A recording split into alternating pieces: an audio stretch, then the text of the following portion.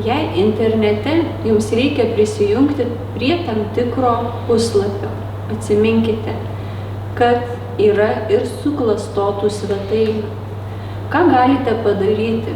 Tai pirmiausia, adresą suveskite patys. Tarkim, www.arteja.lt.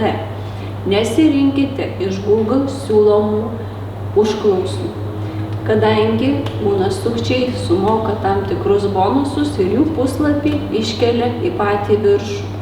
Jei pasirinksite sukčiaus suklastotą svetainę, iš jūsų paprašys Smart 1 ir Smart 2 prisijungimų.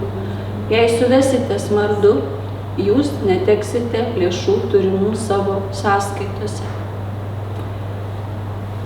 Dar galite atkreipti dėmesį, ar svetainė turi HTTPS žymą. Šios svetainės yra apsaugotos labiau.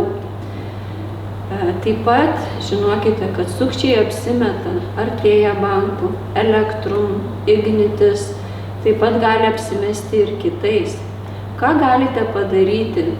Atkreipkite dėmesį, ar svetainė neturi papildomų raidžių, simbolių, tarkim, arteja.eu ar brūkšnelių papildomų. Čia ženklai išduoda, kad tai yra suklastota svetainė. Aptikę tokias svetainės galite informuoti policiją. Tokiu atveju tos svetainės yra blokuojamos, taip apsaugosit ir save, ir kitus.